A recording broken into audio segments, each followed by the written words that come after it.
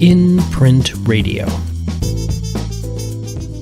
In Print is a professional writers organization located in Rockford, Illinois. We're dedicated to providing resources and education off the page and on the air. Hello, I'm Bob Francis.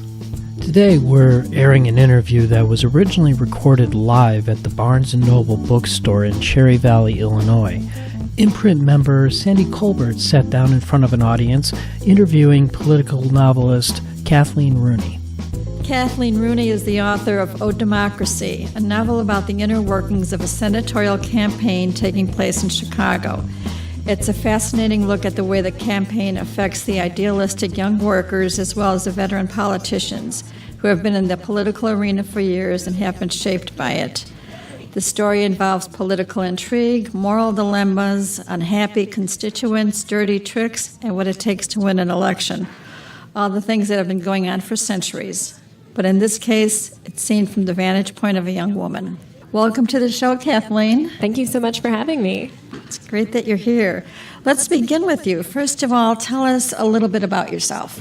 So I am from Chicago. I grew up in the western suburb of Woodridge, and I always loved the city, and now I live there. So that's kind of a dream come true. And the book O Democracy is a very Chicago book, which I know you're going to ask a little bit about some of the ideas in it, but I definitely wanted to try to write a book that kind of captured this place and this time because Chicago means so much to me, and I think it has its great chroniclers, you know, people like Nelson Algren and Studs Terkel and Stuart Dybek, but I definitely did want to try to add a current perspective and a female perspective to, you know, what the city of Chicago means and is. And a little more about me, I teach at DePaul University. I teach English and creative writing, especially poetry, and it's a job that I absolutely love. My students are always interesting, always challenging. They keep me surprised. And then I run a small press called Rose Metal Press, which I think we'll chat a little bit more. And I also do this typewriter poetry collective called Poems While You Wait. And so even as I'm here being interviewed, I have some of my poet friends who do this with me who are at the Pitchfork Music Festival happening in Chicago. So they're at a little tent set up to do poems on demand. You could come up to them and say, write me a poem about the band Neutral Milk Hotel, and they would try to do that. How long have you been writing? I don't know. My mom thinks this is cute, so I'll say it. Okay. I've been telling stories even longer than I could write. I remember I really wanted to learn how to write, and I did, you know, about the age 4 or 5 when I think most people do. But even before that, my mom has little audio tapes of me telling stories because even before I had the power of written language, she could tell that I wanted to like make stuff up and record it. And then as soon as I could write, I was writing poems. They read me Mother Goose, and they read me this great book called I Wish I Had a Computer That Made Waffles. I don't know if you know it, but no. Any of you in the audience with kids or grandkids, highly, highly recommend. So yeah, ever since probably the age of 5. Tell us about O Democracy, how it all came to be. It is based on a true story, and it is my first novel, but it is not my first book. It's my 7th book, but I have 2 poetry collections, 1 collaborative poetry collection, and then 3 nonfiction books. And so I've been a writer for a long time, but this is my first foray into fiction. And I think the way it kind of came to be is I've always been someone who's written a lot from experience. Writing is a way that I make sense of the world around me. It's a way that I process things and figure out how I feel and think and why things are going on. So I started working in Senator Durbin's office way back in 2000, just as an unpaid intern. And when I started, I only did it because I was this kind of young idealist. And I didn't think, at that point, I didn't even know if I was going to, quote, be a writer. And so I never, I didn't start thinking like, haha, I'm going to write about this one day. But I came back, on and off and steadily, and eventually joined the press team in 2006.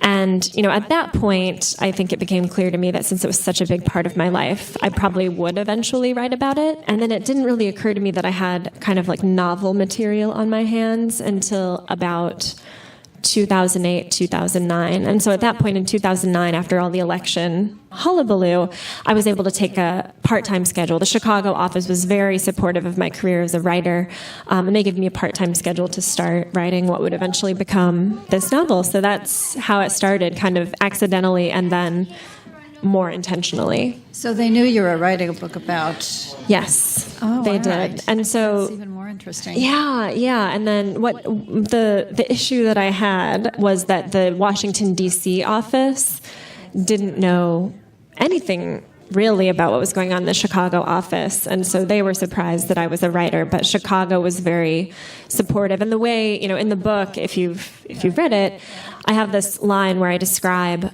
what I think is typical. I don't think this is unique to Durbin's office. I think from what I hear from my friends who are staffers, it's pretty standard. I compare it to a dinosaur. I don't know, again, if you've got the kids or the grandkids, or if you were a kid who was into dinosaurs, you might remember that some of the big dinosaurs, scientists think they had like a head brain, like we have, standard brain, and then a little nerve center kind of butt brain in the back to control the tail. And in politics, DC is the head brain, and, the district offices are the butt brain. And so I think that's what was going on there. The head brain was concerned with what they thought was really important and kind of not paying attention to the back half of the animal. Are you still in touch with the people from the office? I am, but not the higher ups. I'm still in touch with people who are kind of, again, if you read the novel, there's like an intense hierarchy among staffers. And again, I don't think this was just Durbin's office. It's pretty much the industry, very top down. So I still talk to people who are like my low level of staffer and then interns, but the people who are higher up. No. Wow. But I know they're paying attention because when I was on the press team, like that was half my job was just like, who's saying what about our boss? So, And who's writing books? So Yeah. now you're going to get some readers. yeah. So if they're out there, hi. Tell me the why. A lot of novels are written to tell a story. This one seems to have a lot more to it. I get the sense that this is also meant to inform people about our system. I felt not like I was being lectured, but I was learning. Yeah. Because it's the kind of thing you don't pay attention to. But this is the first time I've ever seen that side of an election. Yeah, thank you. I love this question. And yes, and I think for, most of my books that I've written to date, kind of a thing that I say about them when I have to write grant proposals or sort of artist statements is that I'm very interested in what I call secret histories or, hidden histories. And I think what you're saying, this is something maybe we're vaguely aware of. We know we have elected officials. We know they have people who work for them. Past that, most of us don't think about it, which is by design, right? People who have jobs like I had are not supposed to be the focus, right? We're supposed to blend in. So I'm interested, not, in expose tell-all, but in sort of taking things that people don't know a lot about and trying to hopefully entertainingly talk about them, but also informatively. And so I believe in, I guess, my target audience as an educated and curious general reader. Like, not that they have to be really educated, but that they just want to know stuff. And if they want to know stuff, hopefully they'll be entertained and learn stuff without feeling that it's pedantic. I never got that feeling, but I got the feeling that I was definitely learning about the inner workings of a campaign because you really don't give it any thought. Yeah, it's really, it's the cliche, but, kind of how the sausage gets made, and it kind of still is pretty sausagey. A lot of it was kind of frightening. Yeah.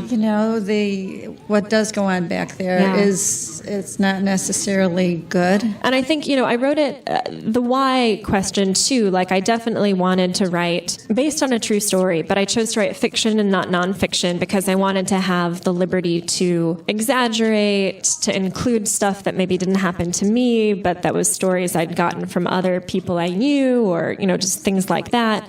And then also the liberty to kind of make stuff make sense because real life is so sloppy and often there's not a lesson and often there's not a point. And so in fiction you can kind of have that fantasy. And then I also very much wanted to make it a comedy because I think with politics, like what you're saying, some of the stuff is so scary that if you didn't laugh, you'd cry, and nobody would want to read the book. And I also think humor, when you choose the right targets, right, humor that picks on the weak is not funny, I don't think, but humor that kind of picks on these bigger institutions or these more powerful people, like joking around about the presidency or joking around about the Senate isn't going to hurt them. It's maybe going to make people think, whereas joking around about people who are more the underdog is less funny. Although I do hope that the protagonist, Colleen, who's kind of the point of view that I had when I worked there, is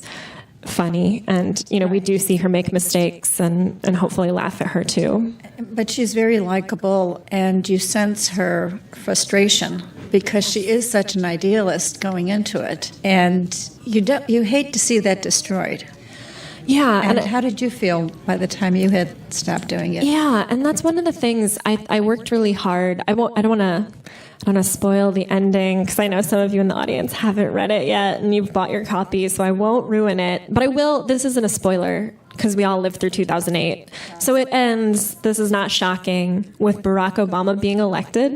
That did happen. But I was really, the book, when I originally wrote it, had one ending that I think was more of a downer, like more sad. And then my editor at Fifth Star, Ian, who's wonderful, and I love being edited, told me it needed a different ending. He was like, this is a false ending. This doesn't work. It's a letdown. It's not, so he didn't push me to make like a happy ending. I think it's a complicated ending, which is how I felt myself when my time in this field kind of ended. But it doesn't show this idealism or this hope as being totally destroyed. And so I know we're kind of going to talk about this too, but the cover of the book, if I can jump around, the cover of the book is a photograph that a photographer, who I don't know, my publisher found it, took of the election night rally in Grant Park for Barack Obama. And I think regardless of your politics or of how you feel, if you were in that crowd, as I was, and as Colleen ends up being, there was this amazing moment of hope, and we all had heard the hope and the change. And of course, like neither I nor Colleen was hook, line, and sinker. We live in the real world. I didn't think that Barack Obama was going to be this unicorn to save us all, but there was, for like 30 seconds, this feeling that I was living in the America that I wanted to be living in, where people were kind and they were good and they wanted to change and they wanted to be together.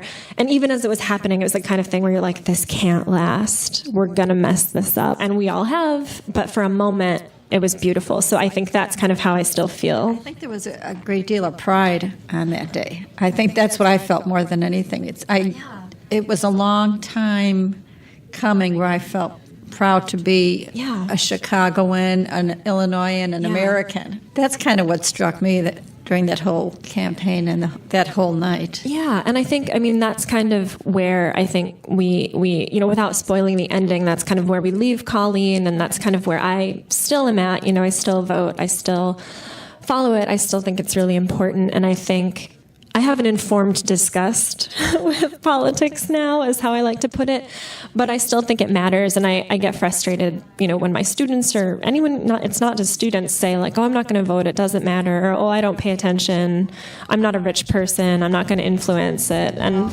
why should I bother? I hear that a lot. Yeah, and it's like, well, not with that attitude, and I think, I think it matters, and I think when you say stuff like that, you're settling for mediocrity, or when people are like, the real world works this way, I'm like, change the world, right? Don't say that we have to live in this mediocre world, So I think I'm still hopeful that people can be good.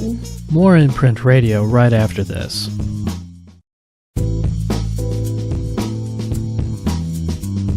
Welcome back to Imprint Radio. I'm Bob Francis. We're listening to an interview originally recorded live at the Barnes & Noble bookstore in Cherry Valley, Illinois. Imprint member Sandy Colbert is sitting down with political writer Kathleen Rooney. I think it was a brilliant move making that the ending of the book, though. I really do, because it does. Yes, it really was, because it took you through all of this, and then it's like, but it works. Yeah. There are parts of it that work. Yeah. And there's parts that aren't bad. Right, yeah. And if we can get to that point, like point I'm describing, if we can have that for 30 seconds, maybe we can have it again, and maybe we can have it longer, and we shouldn't quit. Good message. Thanks. Your writing style is very unique. Without giving too much away, there is a ghostly perspective of the Founding Fathers following this whole thing that's going on. And that was really, really very clever. Thanks. When did you decide to do that?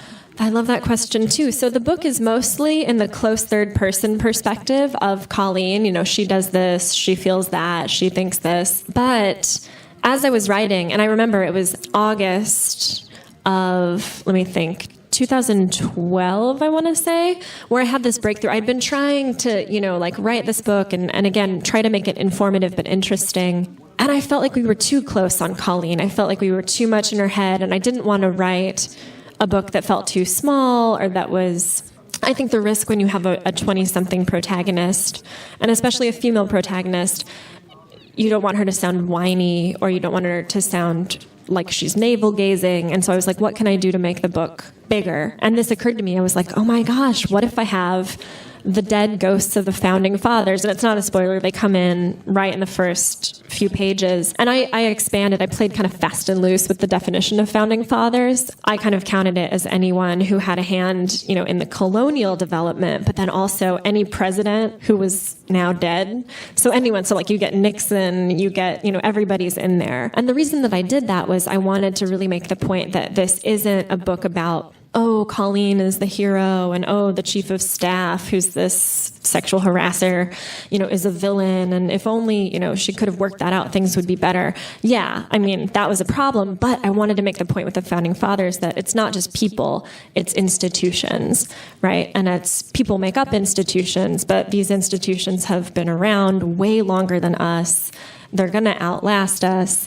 And so if you really want to get a good perspective, you kind of have to think bigger. And plus, I just, I like ghosts, and I love the founding fathers. Right. I'm a political dork, so I was like, yes, let's get Alexander Hamilton in there. Why not? He was killed in a duel. That's interesting. Yeah, no, it was a very clever move. It really was, because it does make you think, what would they say and do if they could come back today? Would they be proud of what's happening? But at the same point, a lot of this did go on back then. Exactly.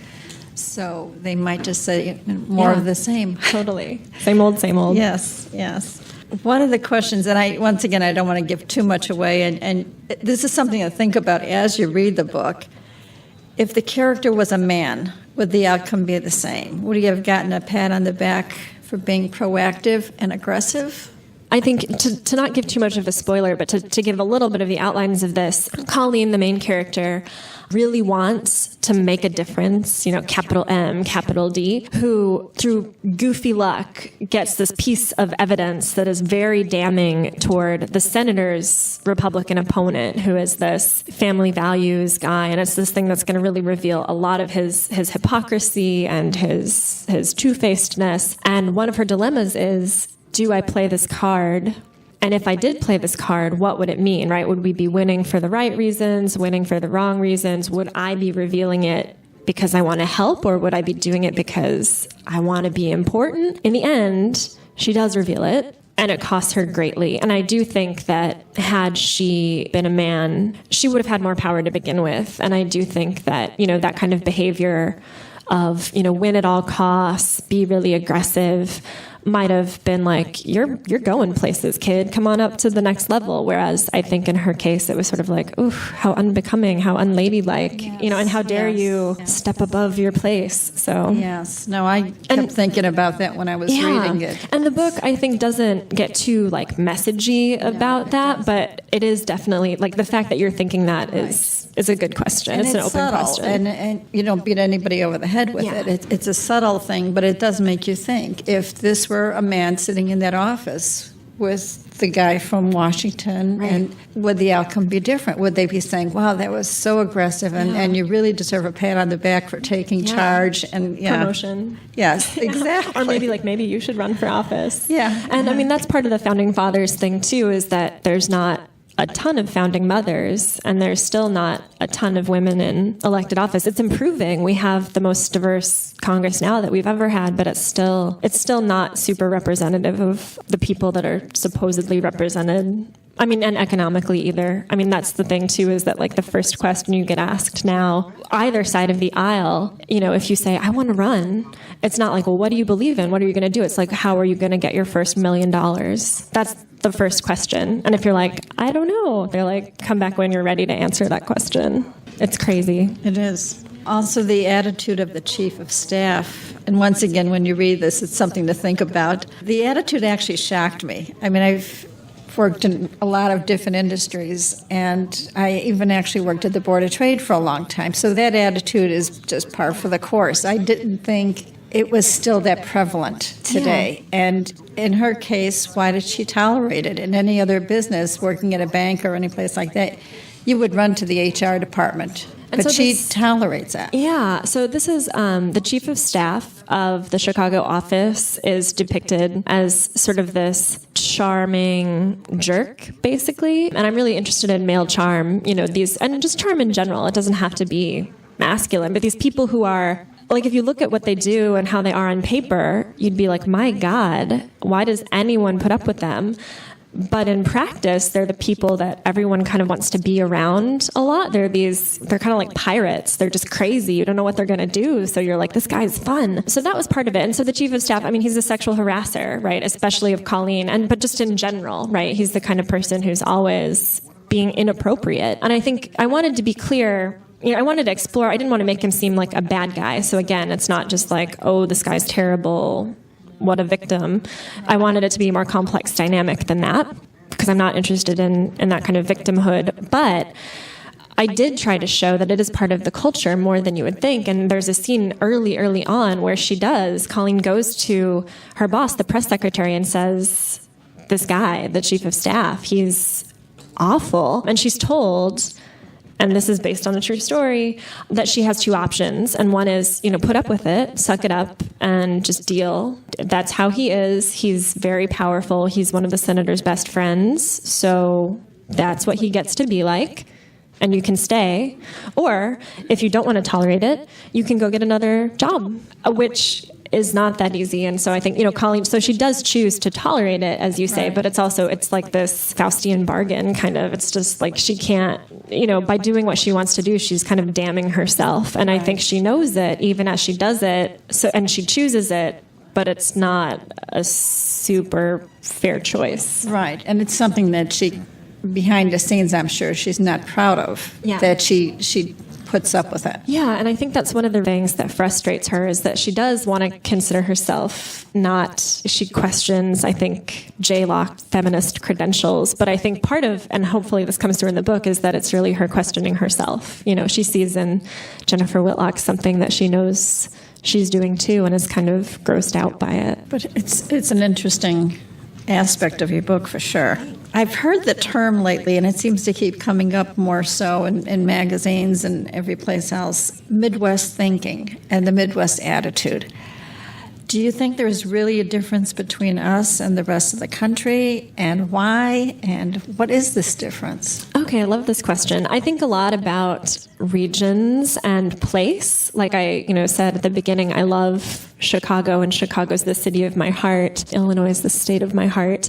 And I love to travel, but it always feels so good to come back here. So I think there's absolutely a Midwestern mindset and a Midwestern attitude. And it's good and it's bad. It's like everything, it's complex, but I think it's mostly good. And I would say that, and I get to some of this in the book, it's this sense of modesty and the sense of, being in the middle of things, but not at the center of things, right? And I think there's a difference, right? We're in the middle, we're not the center of a lot of stuff. So I think that can be good in the sense that it keeps you humble and gives you a perspective. Because I have tons of friends in New York and I love to go to New York, but when you're there, if I had $1 for every time somebody says only in New York about something that you just want to be like, that happened to me last week, not in New York, So I think that keeps the Midwest from having that self-importance. And I think that can be great. But I think it can also sometimes cause, again, speaking of tolerating things or settling for things, I think sometimes it can make Midwesterners be too nice or too kind or too I don't want to have a confrontation, or I don't want to provoke this conflict, so I'll just try to polite my way out of it. And sometimes that works. I love manners, and so I love the civility of the Midwest. But I think other times it's kind of you could toot your own horn, you could pat yourself on the back, it's okay to get angry. But I think on balance, I think it's a good attitude, because I think it's more outward looking than inward looking. And I just think it's good not to be too self-absorbed. Do you think this book could have been written with New York in the background or L.A. in the background? I don't think so. I've written a book about New York, and, I love LA. I think, the industries would have to be different. In LA, the big industry clearly would be like the media industry, the movie industry. In New York, probably it would be finance or publishing, there's a lot of fashion, there's tons. But I think, Illinois has really interesting politics, and so that was part of it. And then I think also the kind of characters that you have, who are these hardworking, self-effacing goofballs, would be fewer and more far between in other places. And Chicago does have a history of strange politics. Yes, very wacky. Hard to make stuff up when it's already so weird. Yeah, this is true. This is true. Even going back to the dailies, and the first daily. That is uniquely Chicago. Absolutely. Definitely. We'll be back with more of Sandy's interview with Kathleen right after this.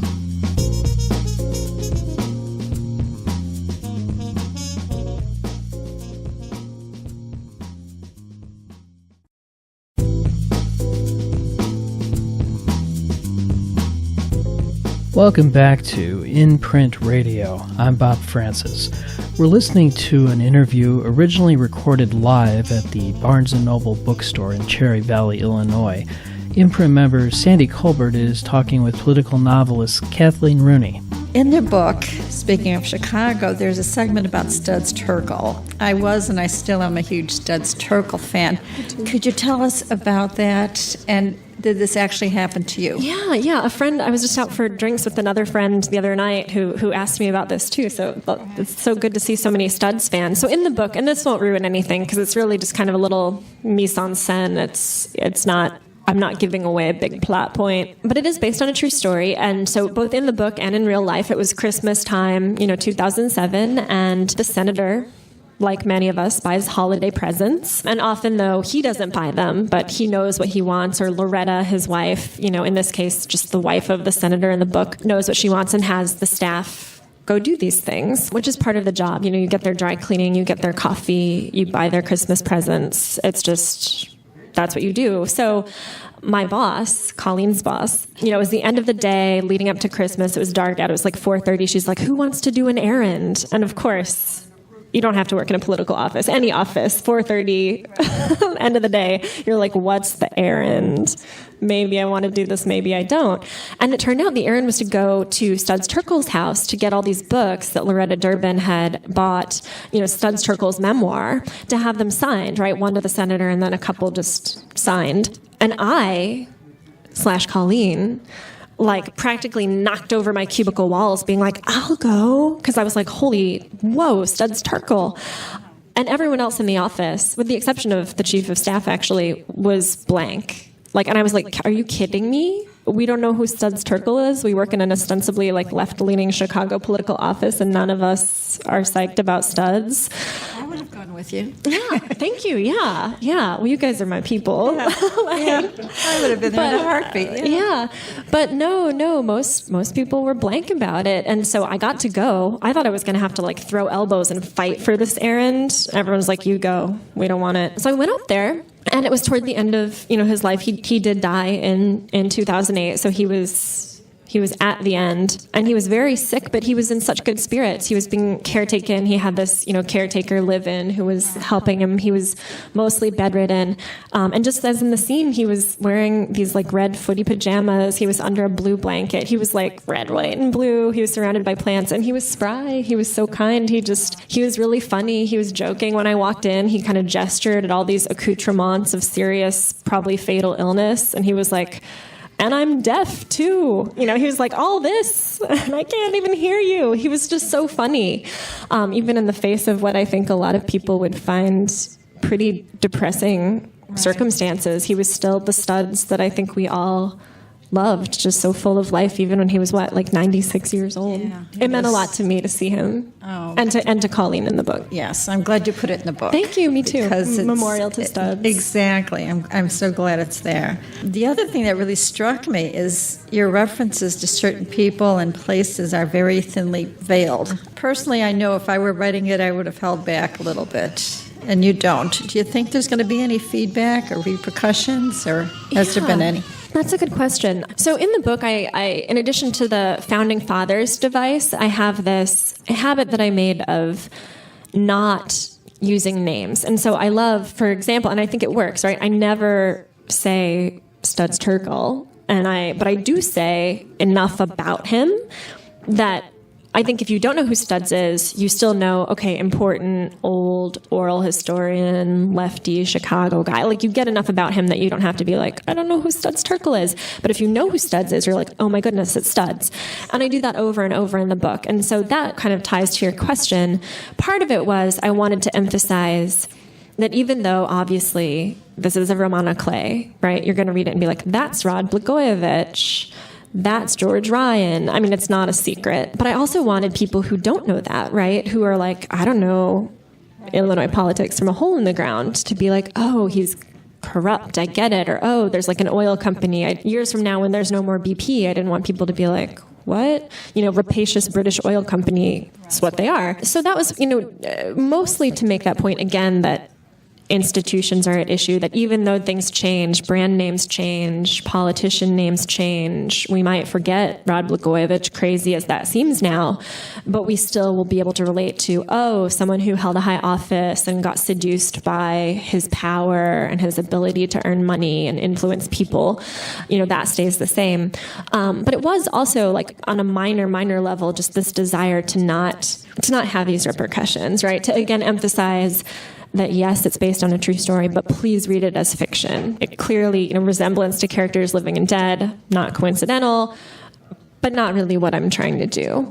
So far, there haven't been problems. I mean, a lot of people are really interested in interviews like this to be like, was it really, was he really gay? Was he really, and it's like, I don't know, like read, like you decide, but it's fiction, it's fiction. No, it was very interesting, an interesting technique. Thanks. I know you did talk a little bit about the cover. Tell me a little bit more. I mean, who was the photographer and why did you choose this cover? Yeah, well, it's just a stock photograph, and you know what? I mean, the question about the cover, I'd have to look in the credits. But what happened is I can't really find who the photographer is. I feel bad, but it was just an image. I think that Jason Stouder, who's the co-editor with Ian Morris of of Fifth Star Press, picked because I kind of described to them what I wanted on the cover. And so for those of you, because this is radio, you can't see it. It's a black and white image. It's looking out from Grant Park, like from a promontory, at this huge crowd. And it's the election night rally, for Barack Obama's victory in Grant Park. So what we really wanted is to emphasize that, this is a big book. It's an ambitious book. It's a book about people. And I'm really glad, and I kind of said this before the interview started, that I think a lot of times women, and this has happened to me with almost all of my books, they want to put a woman on the cover, I guess, to show like it's about a woman, ladies read this book, which is great. Women read a lot, but I didn't want, the back of a woman's head or a pair of shoes or something that would make it seem like it's just Colleen's coming of age story. I wanted something more rough and tumble. And I like the crowd shot because it's hard to tell. If I tell you that it's the election rally and we know about it, we're like, oh, it's a nice crowd. But if you just look at the picture, it's hard to say. The faces are blurry. They're getting close to you. It's very claustrophobic. And I think that's kind of politics where you're like... It was a photo, actually, the only thing really missing are the men's fedoras, but I thought it was something going back to the 40s or the 50s. I love that. Yeah. It really wasn't until I read the book I'm thinking, oh, this is a current photograph because I thought it was an old one. Then that's perfect. And that's really, that kind of goes to the Founding Fathers device and the not naming brand names because it's like, yes, it's a story of 2008, but it's much more cyclical than that. And the fact that it's black and white, it doesn't look very techno or anything like that. It's just a very honest cover, and it's a great cover. The other thing, it's not a surprise to learn that you are a poet. And even reading this, there were a lot of segments that were very poetic, that if I had never known that, I would have said, this woman writes poetry. Thank you. tell me about writing poetry, and I hate to sound dumb, but what is typewriter poetry? All right, yeah, that's not dumb at all. That's a great question. So about the poetic nature of the book, I'm so glad you got that. The epigraph of the book is Walt Whitman, and so I love him. I mean, "O Democracy" from a Walt Whitman line. So I did try to be kind of Whitmanic in some of the repetition and some of the structuring. And then my friend Eric Plattner, who's a poet, helped me edit it, and he helped me really bring that out more. And if you read the book, it's in these little flash fiction sections with a lot of white space. So it's a big book. It's 398 pages, but there's a lot of white space, which I think is a very poetic device, right? When you read poetry, there's stanzas, lots of places on the page where there's not words. So that's that. But I've always written poetry. I have 2 poetry collections, and my favorite current poetry project is, as you say, typewriter poetry. And so my friend Dave Landsberger, who's a poet, he didn't invent this, right? Typewriter poetry, which I'll explain in a second, is old. It's been going on as long as there have been typewriters. But he brought it up to Chicago from Miami, and he invited me to do this. And what we do is we take our typewriters and we set up in a public place like a library or a street festival. We've done weddings. We've done fundraisers. And for $5, very reasonable, a person can come up to us and request a poem on anything. And so sometimes people are like, "To my mom," or "To my dog Sadie," or to, specific, or sometimes they just say, "Write me a poem about nature, write me a poem about freshness, write me a poem about fall." And within about 15 or 20 minutes, we just type up a poem for them. And we have a Tumblr where we tumble the images of the poems. We thought, me and Dave, when we first started it, like, oh, we'll just give away the poem and that'll be part of the practice and we'll never see it again. But we were both like, no, they're really good. We want to keep them.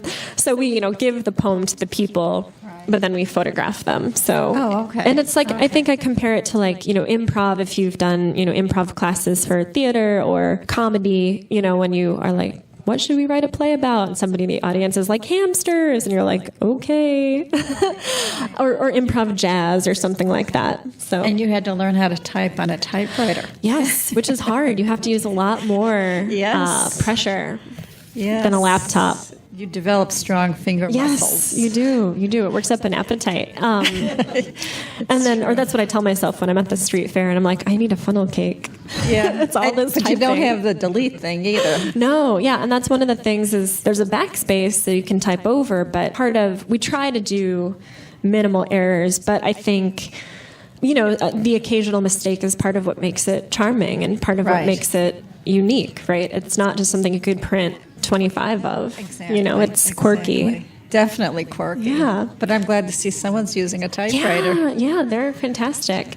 And Rose Metal Press. Yeah, and Rose Metal Press. So just briefly, in 2006, my partner on Rose Metal Press, my good friend Abby Beckel, and I founded this small publishing company, very small. We do 3 books a year. We're a nonprofit. And the books that we publish are in what we call hybrid genres, which can sound fancy, but all it means is things that do more than one technique simultaneously. So prose poetry, for example, or image and text collaborations, or we've published what we call novels in verse, right, where it has a heavy narrative and a story, but it's in poem form, right? It's lineated. Or just collaborations between, more than one author, flash fiction, which is part of why, I wrote this book in little flash sections. So just anything like that. And the reason we did that is we saw lots of people writing that kind of thing who are having a hard time getting published because it is a little weirder. And it's, we're in a Barnes & Noble now, and no offense to Barnes & Noble, it's hard to know where to shelve that, right? It's a prose poem. Wait, does that go in poetry? Does that go in literary fiction? So we wanted to provide this place for stuff that was weird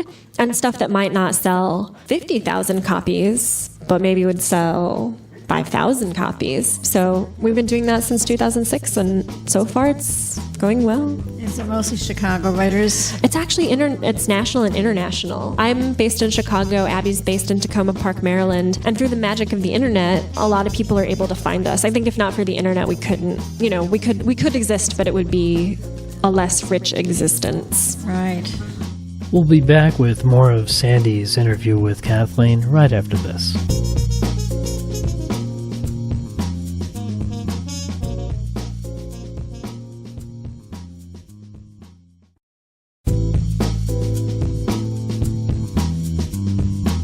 We're back with more of Sandy Colbert's interview with political novelist Kathleen Rooney.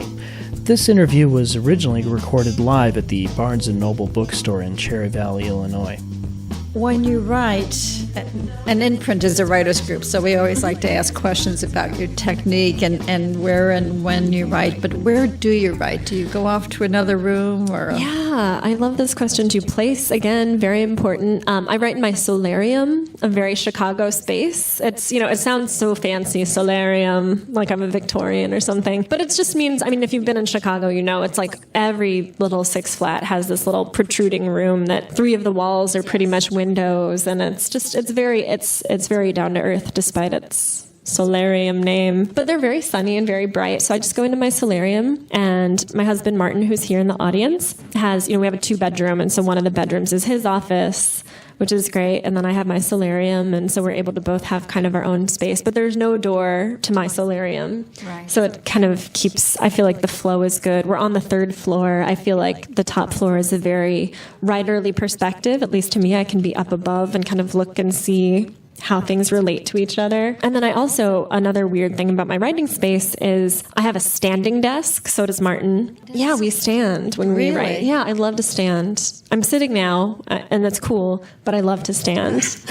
I kept finding myself, getting really stiff, and also in the winter, Chicago winter, I would get really cold. And then my agent sent me this email, I think, it made the rounds, about how sitting is killing us. There've been all these articles, like life hack kind of articles, like don't sit, even if you exercise, sitting is awful.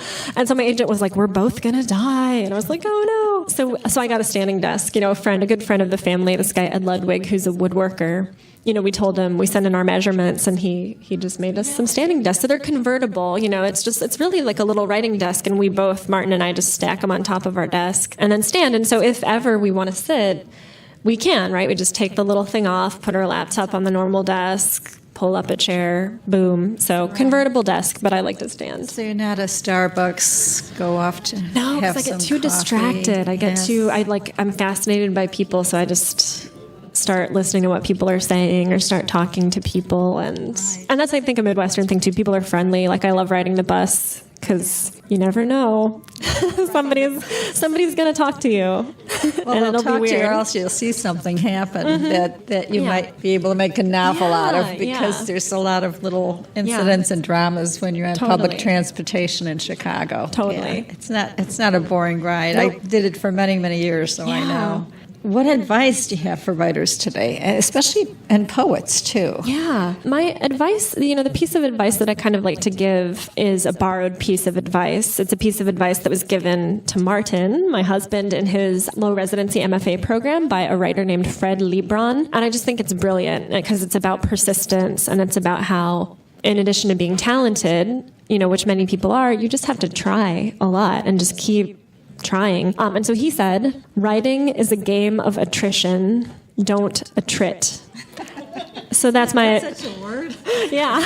Well, he's a writer, so... Okay. And I think that's my advice for any writer, poet or otherwise. And I think especially poets, there's always... I get so tired of them. You can't see me because it's radio, but I'm rolling my eyes. Does poetry matter? Should people still write poetry? And it's like, well, does anything matter? If poetry matters, then everything matters. If poetry doesn't matter, then nothing matters. So you can choose to live in a world where things matter or they don't, but I don't think that's just poetry, and I think things do matter. So yeah, I think poetry matters, fiction matters, golf matters. It's like not everyone loves golf. People don't go around being like, does golf matter? Maybe yes, maybe no. Like, don't worry about it. Just do what you love. Well, there seems to be a lot of interest in poetry. Yeah. I don't think it's a dead or dying. Oh, no. It's a form of expression, and I think now more than ever, people feel the need to express themselves. Yeah, and I think the internet's been great for poetry. It's so many online magazines, and Twitter is great for poets. There's so many great poets on Twitter. Elisa Gabbert, who's my writing partner. If you guys are on Twitter, follow me, Kathleen M. Rooney. That's my handle. But Patricia Lockwood, and writers in general, Teju Cole. I just think it's a good time to be a writer. Any writers that you could come up with that have influenced you? Yes. Well, Walt Whitman, obviously. I love Walt Whitman, Me too. Me too. And then Joan Didion, who, again, if my novel's called O Democracy, so if you're like, wait, Joan Didion has a novel called Democracy. Yes, she does. Huge influence on me. One of my favorite writers. I love Willa Cather. I think she's wonderful, again, for like the Midwest, but just a wonderful writer. And I think she captures that Midwest humility and that Midwest mindset beautifully. And then I love Muriel Spark, the Scottish writer, because she's so funny. I like funny things, and she's very... Some who don't like her say she's mean, but I think she's just ironic and clever and... really great. Right. So, yeah, lots of it. And then my favorite poet is Weldon Kees, Kees, Nebraskan poet, mysteriously disappeared in the mid-50s. Yeah, and my book Robinson Alone is about him. And he just, we all probably have this. He's one of those writers who I just discovered and felt such a kinship with. Anyone in our audience have a comment, question, anything you'd like to say? My name's Sharon Bolefeld, and I'm a member of InPrint. I happen to like poetry a lot myself. I do dabble in it.